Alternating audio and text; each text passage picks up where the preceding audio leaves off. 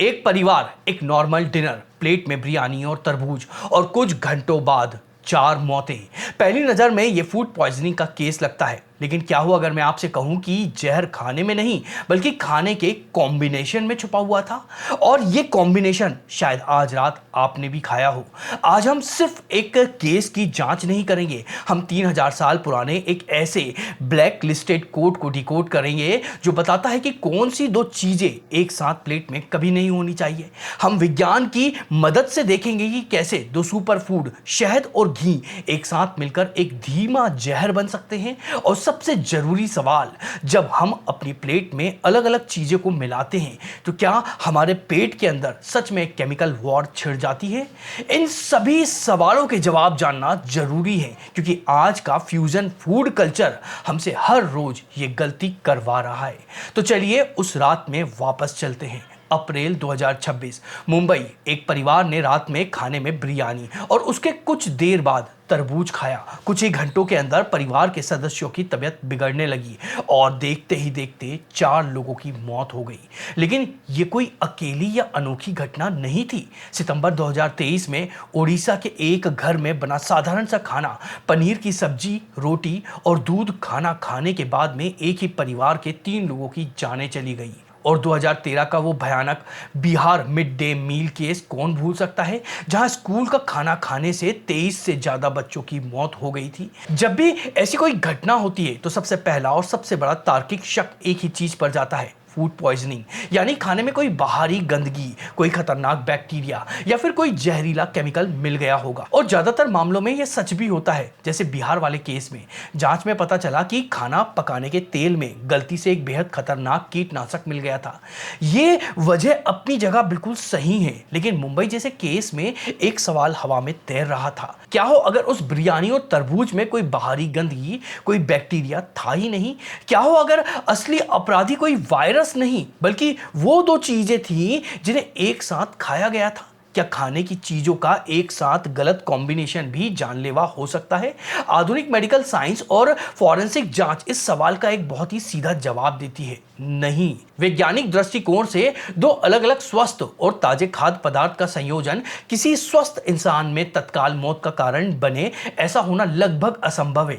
हमारा शरीर एक अविश्वसनीय रूप से एक जटिल और अनुकूलीय मशीन है जो एक ही समय में विभिन्न प्रकार के प्रोटीन्स, कार्बोहाइड्रेट और वसा को पचाने के लिए डिजाइन किया गया है। तो फिर उन मौत का असली कारण क्या था? विज्ञान के अनुसार असली अपराधी लगभग हमेशा 3 में से एक होता है। पहला, बैक्टीरिया या फिर वायरल कंटेमिनेशन, यानी खाने में साल्मोनेला या ई कोलाई जैसे खतरनाक बैक्टीरिया मौजूद थे। दूसरा, केमिकल कंटेमिनेशन, जैसा कि बिहार स्कूल केस में हुआ था, जहां खाने में एक जो ऑर्गन फॉस्फेट जैसा कीटनाशक था वो मिल गया था। और तीसरा है फूड एलर्जी। कुछ लोगों को कुछ खास पदार्थ से इतनी गंभीर एलर्जी होती है कि वो उसको खाते ही शॉक में आ जाते हैं और जो कि मौत का कारण बन जाता है। मुंबई वाले केस में भी डॉक्टरों और पुलिस का पहला शक कंटेमिनेशन पर ही था, ना कि बिरयानी और तरबूज के कॉम्बिनेशन पर। उनकी जांच का फोकस यह पता लगाना था कि क्या खाने में कोई जहरीला पदार्थ था या फिर बैक्टीरिया तो नहीं था। और यह तर्क अपनी जगह 100% सही भी है, लेकिन सिर्फ तब तक जब हम तत्काल मौत या एक रात में हुई अनहोनी की बात कर रहे हों। यहां विज्ञान एक बहुत बड़े सवाल का जवाब नहीं देता है। क्या हो अगर कुछ फूड कॉम्बिनेशन आपको तुरंत नहीं मारते? क्या हो अगर वे आपके शरीर में एक धीमा जहर बन रहे हो, एक ऐसा जहर जो आपको सालों तक धीरे धीरे बीमार बनाता है, आपके पाचन को कमजोर करता है, आपकी त्वचा पर अजीब निशान पैदा कर देता है और उन बीमारियों की नींव रखता है जिन्हें आज हम लाइलाज या फिर लाइफस्टाइल डिसीज कहते हैं। क्या हो अगर असली खतरा तत्काल मौत नहीं बल्कि धीमी अनजानी बीमारी हो? आधुनिक विज्ञान इन सवाल पर अभी रिसर्च कर रही है, लेकिन यहीं से हमारी कहानी एक 3000 साल पुराने रहस्य में प्रवेश कर जाती है।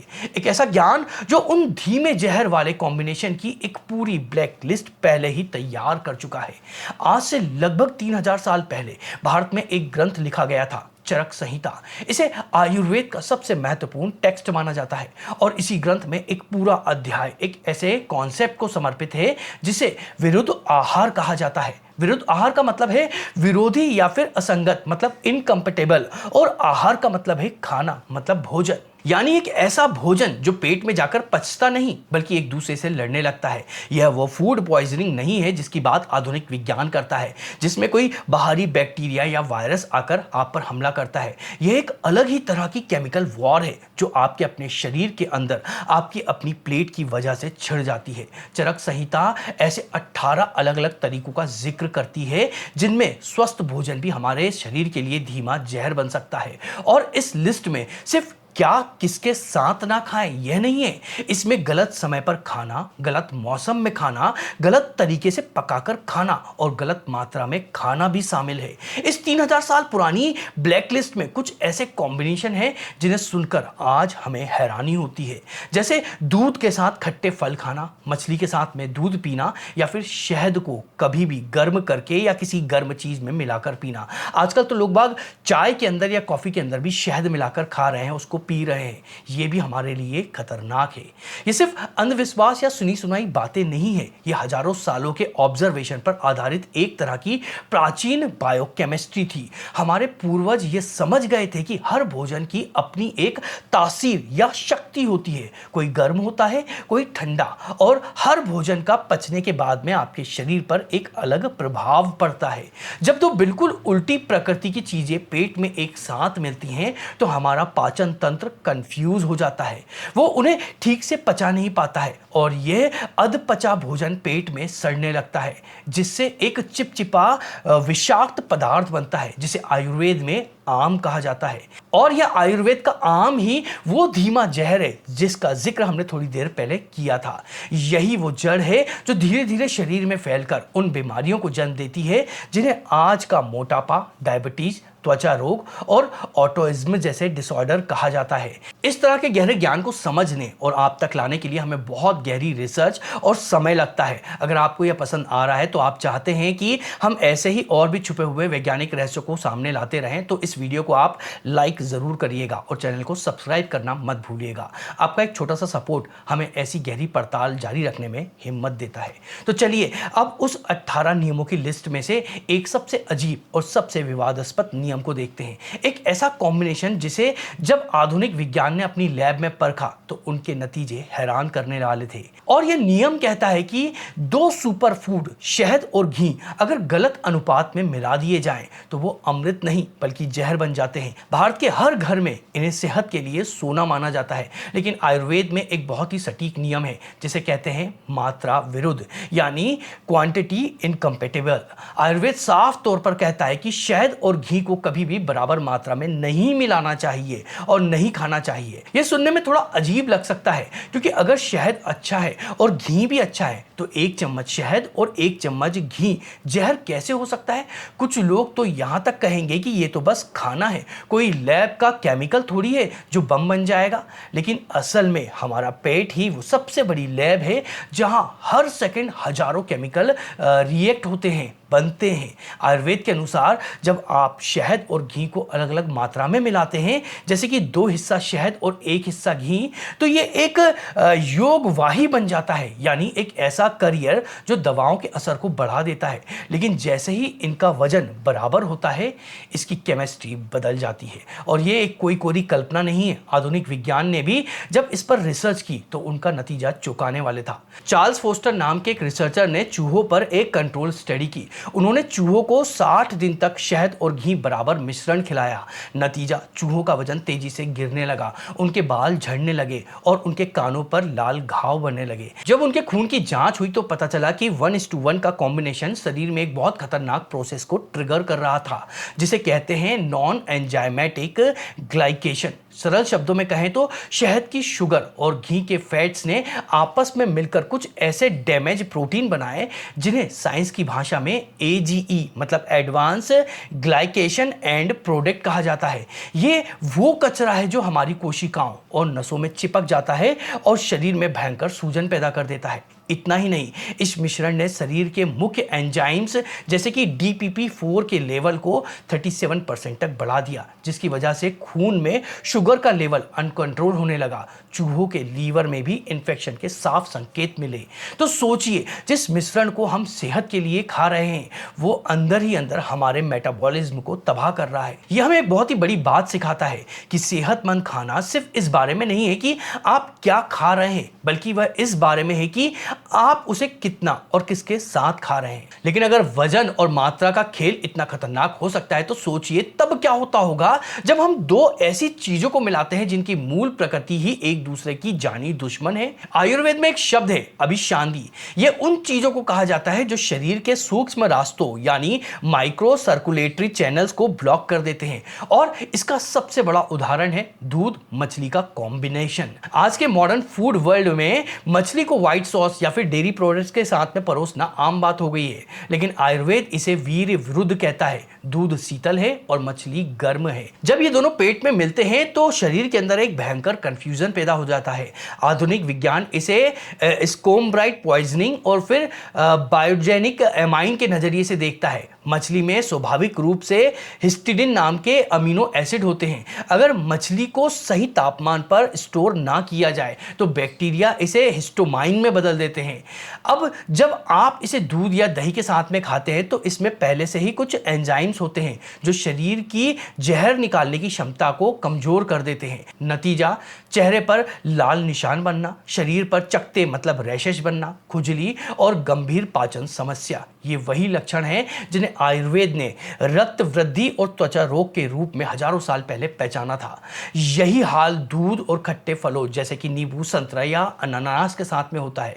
दूध में कैसीन नाम के प्रोटीन होते हैं। जब हम दूध के तुरंत बाद या साथ में खट्टा फल खाते हैं तो फल का एसिड पेट में पहुंचते ही दूध को प्राकृतिक रूप से पचने से पहले ही फाड़ देता है। यह फटा हुआ दूध पेट में एक भारी और चिपचिपा द्रव्यमान बना देता है जिसे पचाना शरीर के लिए बहुत मुश्किल होता है। फल की शुगर इस भारी द्रव्यमान के बीच में फंस जाती है और शरीर के तापमान पर फर्मेंट यानी सड़ने लगती है। यही वो मोमेंट है जहां आयुर्वेद का आम और मॉडर्न साइंस का मेटाबॉलिकल एंड्रोटॉक्सिस आपस में मिल जाते हैं। ये अधपचा भोजन आंतों की दीवारों को नुकसान पहुंचाता है जिसे आज हम लीकी गट कहते हैं। इसके कारण बैक्टीरिया के जहरीले तत्व खून में पहुंच जाते हैं और शरीर में सूजन पैदा करते हैं। अब याद कीजिए मुंबई वाला केस, बिरयानी और तरबूज। बिरयानी एक भारी मसालेदार और वसा मतलब फैट से भरपूर भोजन है जिसे पचने में 3 से 4 घंटे लगते हैं। तरबूज लगभग 90% पानी और शुगर है जो 20 से 30 मिनट में पच जाता है। जब आप बिरयानी के ऊपर तरबूज खाते हैं तो तरबूज उस भारी खाने के ऊपर ट्रैफिक जैम में फंस जाता है। वो तेजी से पचने वाली शुगर वहां सड़ने लगती है जिससे गैस और टॉक्सिक्स पैदा हो जाते हैं। क्या ये कॉम्बिनेशन किसी को तुरंत मार सकता है? शायद नहीं, लेकिन अगर उस खाने में पहले से ही थोड़ा भी कंटेमिनेशन था तो ये विरुद्ध आहार उस जहर के असर को कई गुना बढ़ा देता है। लेकिन क्या सिर्फ ये कॉम्बिनेशन ही विलन है या फिर हमारी लाइफस्टाइल की कुछ और आदतें भी इस जहर को बढ़ा देती हैं? अगले हिस्से में हम उस टॉपिक पर बात करेंगे जिसे आज की जनरेशन सबसे ज्यादा नजरअंदाज करती है, गलत समय और गलत जगह पर खाना। क्या रात के 12 बजे हेल्दी सलाद खाना भी आपके लिए जहर हो सकता है? चलिए इसे डिकोड करते हैं। अक्सर हम सिर्फ इस बात पर बहस करते हैं कि कौन सा कॉम्बिनेशन सही है और कौन सा गलत है, लेकिन आयुर्वेद कहता है कि अगर आप दुनिया का सबसे हेल्दी खाना भी खा रहे हैं लेकिन अगर उसका समय गलत है तो वो भी शरीर के लिए जहर के समान होता है। इसे कहते हैं काल विरुद्ध। प्राचीन ग्रंथों के अनुसार हमारे शरीर की पाचन शक्ति यानी अग्नि सूरज की चाल को फॉलो करती है। जब दोपहर में सूरज अपने चरम पर होता है तो हमारी पाचन अग्नि सबसे तेज होती है, लेकिन जैसे जैसे रात होती है वो धीमी पड़ जाती है। आज की क्रोनो न्यूट्रिशन साइंस भी ठीक यही बात कह रही है। मॉडर्न रिसर्च बताती है कि रात के समय हमारी इंसुलिन सेंसिटिविटी काफी कम हो जाती है। इसका मतलब है कि रात के 11 या फिर 12 बजे खाया गया एक हेल्दी सलाद भी या भारी डिनर भी आपके शरीर के लिए उतना ही नुकसानदेह हो सकता है जितना कि कोई अनहेल्दी जंक फूड होता है। शरीर की जैविक घड़ी यानी बायोलॉजिकल क्लॉक के खिलाफ जाकर खाना आपके मेटाबॉलिज्म के साथ में की गई एक बहुत बड़ी छेड़छाड़ होती है। सिर्फ समय समय ही नहीं, जगह यानी स्थान भी मायने रखता है। इसे आयुर्वेद में देश विरुद्ध कहा जाता है। ये आज के न्यूट्रोजेनोमिक्स से बहुत मिलता जुलता है। हजारों सालों में अलग अलग इलाकों के लोगों ने अपनी भौगोलिक स्थिति के हिसाब से अपनी जीन्स को ढाल लिया है। ठंडी जगह पर रहने वाले लोगों का शरीर भारी और वसा युक्त मतलब फैटी खाने को पचाने के लिए बना होता है, जबकि गर्म इलाकों के लोग हल्का भोजन आसानी से पचा पाते हैं। आज हम दिल्ली की गर्मी में बैठकर यूरोपियन डाइट फॉलो कर रहे हैं या पहाड़ों पर बैठकर ऐसा खाना खा रहे हैं जो वहां की जलवायु के बिल्कुल विपरीत है। ग्लोबल फूड कल्चर ने हमें दुनिया भर की स्वाद तो अपनी थाली में दे दिए हैं, लेकिन हमारे शरीर की उस जेनेटिक मेमोरी को कंफ्यूज कर दिया है जो हमें बीमारियों से बचाती आ रही थी। क्या यह सिर्फ एक इत्तेफाक है कि जैसे जैसे हम अपने स्थानीय और मौसमी खाने से दूर हुए हैं, मेटाबॉलिकल ऑर्डर्स में बीमारियां उतनी तेजी से ही बढ़ने लगी हैं? एक तरफ हम खुद को बहुत एडवांस और साइंटिफिक मानते हैं, लेकिन दूसरी तरफ हम उन साधारण बायोलॉजिकल नियमों को नजरअंदाज कर रहे हैं जिन्हें हमारे पूर्वजों ने हजारों साल पहले ही समझ लिया था। तो क्या इसका मतलब यह है कि हमें सब कुछ खाना छोड़ देना चाहिए या फिर अपनी पूरी डाइट ही बदल लेनी चाहिए? इस उलझन का जवाब आयुर्वेद और मॉडर्न साइंस दोनों के पास है। वीडियो के आखिरी हिस्से में हम उस प्रैक्टिकल स्टेप्स की बात करेंगे जो आपके इस केमिकल वॉर से बचा सकती है, और अंत में हम उस अनसुलझे सवाल का भी सामना करेंगे जिसका जवाब अभी किसी के पास में भी नहीं है। तो इन सब बातों का निचोड़ क्या है? क्या हमें अपनी फेवरेट डिशेज और फ्यूजन फूड को हमेशा के लिए अपनी लाइफ से डिलीट कर देना चाहिए? इसका जवाब ना तो पूरी तरह से हाँ है और ना ही ना है। हमें यह समझना होगा कि विरुद्ध आहार का मतलब यह नहीं है कि आप एक बार गलत कॉम्बिनेशन खाएंगे और अगले ही पल मुंबई जैसा केस आपकी तरह सामने आ जाएगा। वह एक चरम स्थिति थी जहां शायद फूड कंटेमिनेशन और गलत कॉम्बिनेशन ने मिलकर एक जानलेवा कॉकटेल बना दिया था। असल में विरुद्ध आहार एक साइलेंट किलर की तरह काम करता है। यह आपके शरीर में क्रॉनिक इन्फ्लेमेशन यानी अंदरूनी सूजन को बढ़ाता है, और आयुर्वेद कहता है कि जो चीज एक इंसान के लिए अमृत है वही दूसरे के लिए जहर भी हो सकती है। और यहीं पर मॉडर्न साइंस और आयुर्वेद एक ही मेज पर आकर बैठ जाते हैं। आज की जेनेटिक साइंस और पर्सनलाइज्ड न्यूट्रिशन ये मानते हैं कि हर इंसान का मेटाबॉलिज्म सिग्नेचर अलग होता है। आपकी पाचन शक्ति यानी आपकी अग्नि कितनी मजबूत है यह तय करता है कि आपका शरीर किस गलत कॉम्बिनेशन को कितना झेल पाएगा।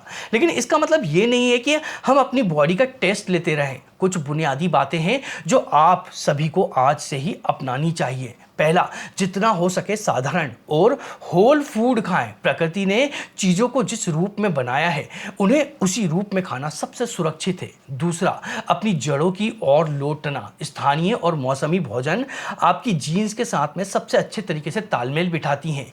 तीसरा, फ्यूजन के चक्कर में कंफ्यूजन ना पालना। अगर आपको लगता है कि किसी भी खास कॉम्बिनेशन के बाद में आपको भारीपन, गैस या सुस्ती महसूस होती है तो वो आपका शरीर आपसे बात कर रहा है, आपको सिग्नल दे रहा है। आप उसे अनसुना नहीं करिएगा। अब बात करते हैं उस अनसुलझे सवाल की जिसका जवाब आज भी विज्ञान और आयुर्वेद की खोजों के बीच में अटका हुआ है। आज भी हम ये 100% दावे के साथ में नहीं कह सकते हैं कि किसी खास फूड कॉम्बिनेशन की टॉक्सिक लिमिट क्या है। क्या वो एक चम्मच शहद और घी है या वो हफ्तों तक लिया गया गलत कॉम्बिनेशन है? हर इंसान का शरीर इस जहर को अलग तरीके से प्रोसेस करता है। क्यों कुछ लोग दूध और फल सालों तक खाते हैं और उन्हें कुछ नहीं होता है, जबकि कुछ लोगों को एक बार में ही एलर्जी हो जाती है? क्या ये सिर्फ जीन का खेल है या हमारे आंतों में रहने वाले खरबों बैक्टीरिया का कोई गुप्त कोड है जिसे हम अभी तक डिकोड नहीं कर पाए हैं? ये एक ऐसा ग्रे एरिया है जिस पर रिसर्च अभी जारी है, लेकिन तब तक के लिए सबसे बड़ी समझदारी यही है कि हम अपने शरीर को एक डस्टबिन ना समझें, इसमें कुछ भी कभी भी ना डाल दिए। भोजन सिर्फ कैलोरीज नहीं होता है, भोजन एक जानकारी है जो आप अपनी कोशिकाओं को दे रहे होते हैं। शायद हमारे पूर्वज सुपर ह्यूमन नहीं थे, लेकिन वो अपने शरीर के प्रति हमसे कहीं ज्यादा जागरूक थे। उन्हें पता था कि लंबी उम्र का राज दवाओं में नहीं बल्कि पेट में रखी सही चीजों के सही तालमेल में होता है। याद रखिएगा, सबसे बड़ा विरुद्ध आहार बिना सोचे समझे कुछ भी खा लेना होता है। अगली बार जब आप अपनी प्लेट सजाएं तो खुद से पूछें, क्या यह कॉम्बिनेशन आपका शरीर पचा पाएगा या आप अंदर ही अंदर एक केमिकल वॉर शुरू शुरू करने जा रहे हैं। अगर ये वीडियो आपको पसंद आया तो उसको लाइक करिएगा, अपने साथियों के साथ में शेयर जरूर करिएगा, और अभी कमेंट को स्वैप करके हाइप नाम का नया ऑप्शन आया तो इस वीडियो को हाइप भी करिएगा। और हम इसी तरह से रोचक विषय पर वीडियो बनाते रहते हैं। अगर आप उनको लगातार देखना चाहते हैं तो उसके लिए आप हमारे चैनल को सब्सक्राइब जरूर कर दीजिएगा, और हम मिलते हैं अगले ऐसे ही किसी और रोचक विषय के वीडियो में।